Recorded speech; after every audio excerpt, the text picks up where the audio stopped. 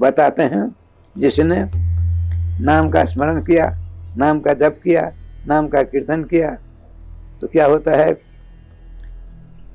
स्नातः सर्वतीर्थेषु सर्वयज्ञेषु दीक्षितः सर्वदान फलम प्राप्तम जेन संकीर्ततो हरि।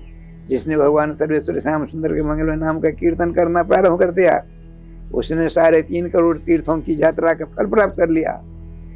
और इतना ही नहीं, वेदोक्त, शास्त्रोक्त, पुराणोक्त, स्मृत्योक्त जितने भी प्रकार के यज्ञ हैं, बिना किए हुए ही यज्ञों के करने का फल उसे प्राप्त हो जाता है, जो भगवान के मंगल में नाम का कीर्तन करता है, जाप करता है।